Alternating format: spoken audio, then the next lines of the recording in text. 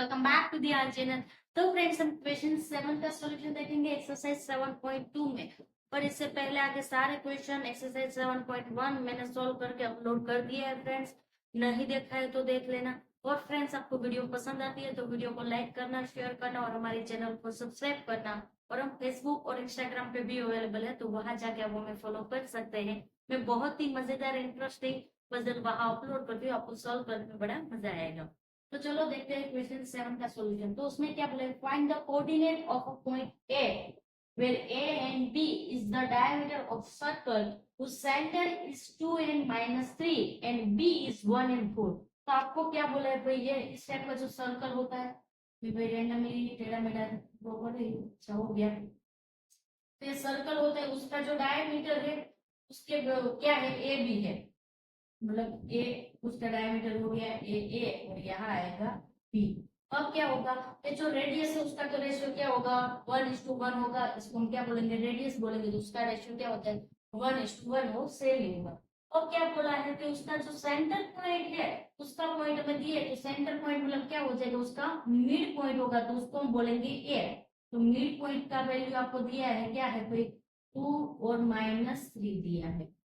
तो ये जो मिड पॉइंट है उसका हमें क्या दिया है, वैल्यू दिया है 2 और -3। और बी की वैल्यू आपको दी है, क्या है भाई, 1 और 4 है।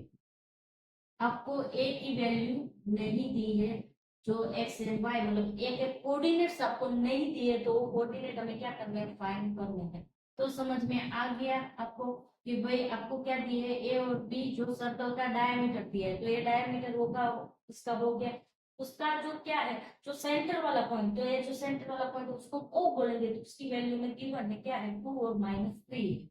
बी के पॉइंट गिवन है, हमें ए के कोऑर्डिनेट्स दिया के, सॉरी बी के कोऑर्डिनेट्स भी आपको गिवन है, ए के कोऑर्डिनेट्स हमें फाइंड करने हैं।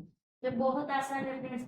आपको क्या करना है, यहाँ आपको मिड पॉइंट यानी कि ओ की कोऑर्डिनेट्स आपको गिवन है, तो हम क्या करेंगे, मिड पॉइंट का फॉर्मूला लगाएंगे और यहाँ उसकी वैल्यू गिवन है, तो उसको सामने रखेंगे तो हमें एक्स और वाई की वैल्यू मिल जाएगी। तो चलो कैलकुलेशन देखते हैं, बहुत ही आसान है।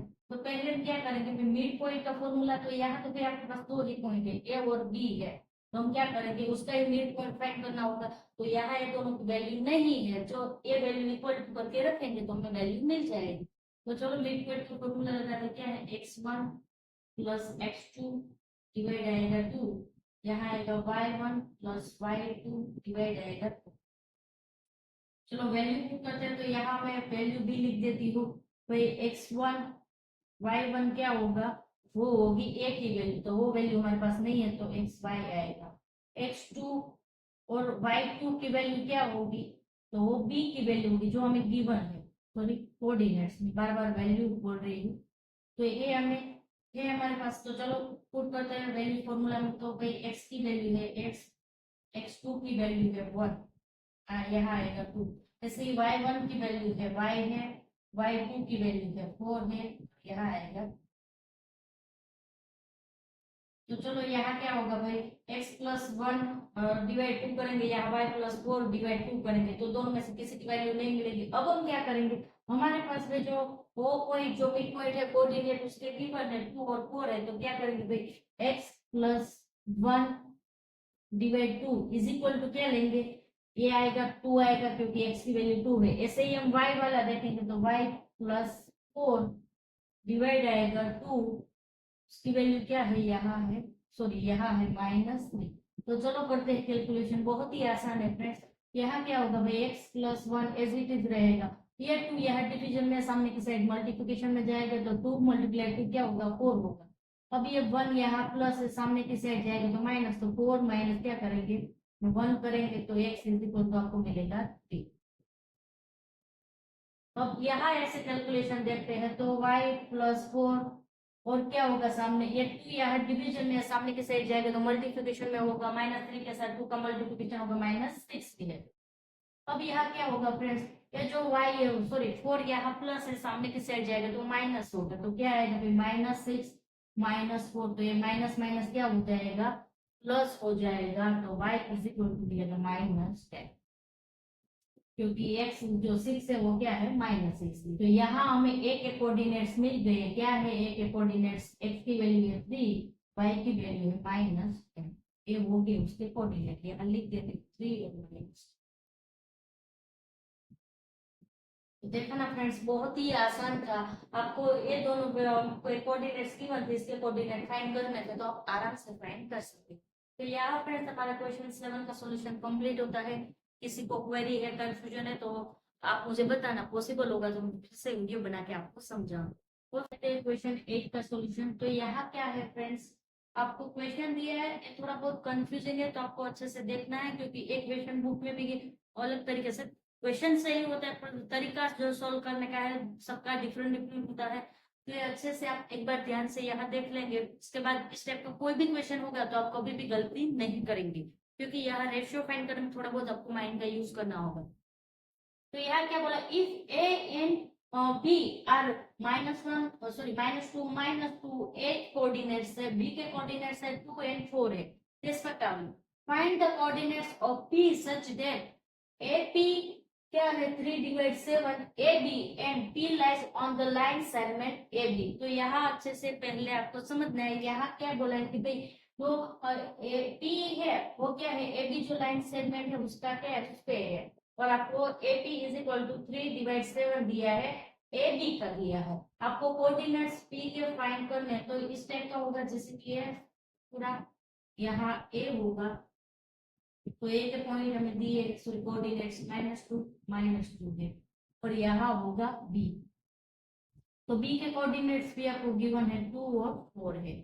यहाँ जो पी पॉइंट है उसके कोऑर्डिनेट्स हमें फाइंड करने हैं, जो हमारे पास नहीं है, तो एक्स वाई जो हम सेक्शन फॉर्मूला लगा के एक्स वाई की वैल्यू फाइंड करेंगे। दूसरा आपको क्या दिया, ये आपको समझ में आ गया कि भाई ए बी पॉइंट है, और आपको पी जो उस पे जो पॉइंट है उसको हमें फाइंड करना है। उसके बाद क्या दिया है, A B is equal to 3/7 क्या है ए बी। अब इसको अच्छे से ध्यान से समझना है, हमें रेशियो यही से मिलेगा, क्योंकि हमें यहाँ रेशियो की बन नहीं है, हम सेक्शन फॉर्मूला से कैलकुलेशन करेंगे तो हमें रेशियो की रिक्वायरमेंट होगी, जो हमें यहाँ दिया नहीं है। तो आपको क्या बोला है, A P is equal to 3/7 A B, मतलब ए पी मतलब क्या है, इतना एरिया है, इसको हम ए पी बोलेंगे, और क्या दिया है 3/7 मल्टीप्लाई किया है ए बी, मतलब ए बी पूरा किया है। तो यहाँ याद रखना है, ए पी पहले तो यहाँ देख लेते हैं भाई, ए बी मतलब क्या होता है, यहाँ से लेके यहाँ ये क्या होता है, A P plus P B होता है। समझ में आया, ये पूरा है ए बी है, तो A B is equal to क्या होगा, ए पी और पी बी दोनों को प्लस करेंगे तो हमें ए बी मिलेगा, यस मिलेगा। अब यहाँ देखते हैं, यहाँ ध्यान रखना क्या है भाई, ए बी इसके साथ मल्टीप्लिकेशन में है, यहाँ आएगा तो डिवीजन में जाएगा, तो क्या होगा ए पी डिवीजन में आएगा A P is equal to 3/7। अब क्या करना है, ए वैल्यू होगी वो ए पी की होगी, ए वैल्यू होगी वो ए बी की होगी। तो यहाँ हमें ए बी की वैल्यू मिली कितनी है, 7। अगर ए बी की वैल्यू 7 है और ए पी की वैल्यू भी क्या है, 3 है, और पी बी की वैल्यू हमारे पास नहीं है, तो हमें यहाँ से मिल सकती है, यस मिल सकती है। 7 में से 3 माइनस करेंगे तो हमें पीबी की वैल्यू क्या मिलेगी, 4 मिलेगी। तो यहाँ हमें पीबी की वैल्यू क्या मिली, 4 मिली। तो मतलब इसका रेशियो क्या हो जाएगा, ए पी का 3 है, पीबी का क्या है 4 है, टोटल क्या होता है 7 होता है। इस सब यहाँ से लेके यहाँ तक का टोटल क्या होता है, 7 होता है। हमें कौन सा रेशियो चाहिए भाई, तो हमें ए पी का और पीबी का रेशियो चाहिए, तो हमें रेशियो मिल गया क्या है, 3:4 होगा। तो ये हो गया उसका रेशियो 3:4, किसका है भाई, ए पी और पी बी का। तो रेशियो हमें मिल गया, तो आराम से सेक्शन फॉर्मूला लगा के कैलकुलेशन कर सकते हैं। तो रेशियो में थोड़ा बहुत कंफ्यूजन हो सकता था, तो मैंने अच्छे से समझा दिया है, फिर से वीडियो रिवाइज करके अच्छे से समझ लेना है, बहुत ही आसान है।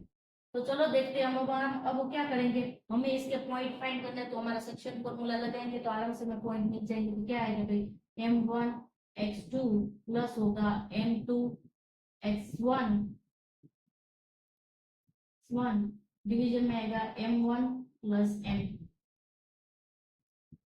यहाँ होगा m1/2 m2/1 m1 plus calculation करते हैं तो पहले हम यहाँ पॉइंट लिख लेते हैं। तो पॉइंट में यहाँ लिख लेती हूँ क्योंकि सारे पॉइंट हमारे पास होगा तो आराम से हम कैलकुलेशन कर पाएंगे। तो भाई m1 m2 तो हमें पता है क्या मिला है 3 और 4 मिला है। ऐसे ही x1 y1 तो वो क्या होगा हम इसको लेंगे ए वाले पॉइंट होगा x1 y1 और y2 x2 ये पॉइंट लेंगे 2 और अब हम आराम से कैलकुलेशन कर पाएंगे। तो चलो देखते हैं। तो फ्रेंड्स फॉर्मूला में वैल्यू पुट करते हैं तो आराम से हम सारी वैल्यू हमारे पास अवेलेबल है तो कैलकुलेशन कर पाएंगे। तो भाई m1 है 3 है भाई x2 की वैल्यू क्या है 2 है और m2 की वैल्यू है 4 है x1 की वैल्यू क्या है -2 है। तो यहाँ आएगा डिवीजन में 3 + 4। यहाँ क्या आएगा भाई m1 की वैल्यू है 3 है y2 की वैल्यू है -4 और यहाँ आएगा 4 y1 की वैल्यू है -3 + 4। अब क्या होगा चलो नेक्स्ट स्टेप देखते हैं। 3 × 2 करेंगे तो हमें क्या मिलेगा भाई 6 मिलेगा। तो 6 और यहाँ क्या होगा 8 और सॉरी 4 का -2 से मल्टीप्लिकेशन होगा -8 प्लस माइनस क्या होगा माइनस होगा तो यहाँ आएगा -8 डिवीजन में आएगा 7 3 + 4 क्या होता है 7 होता है। अब यहाँ क्या होगा -3 का सॉरी -4 का 3 के साथ मल्टीप्लिकेशन होगा -12 आएगा और यहाँ पे क्या होगा 4 का -2 के साथ मल्टीप्लिकेशन होगा 8 होगा वो भी कैसा होगा माइनस होगा तो माइनस आएगा 8 और यहाँ आएगा 7। तो फ्रेंड 6 - 8 करें तो हमें -2 मिलेगा डिवीजन में आएगा 7 और यहाँ क्या होगा माइनस माइनस होगा प्लस और साइन रहेगा माइनस का क्योंकि 12 माइनस है।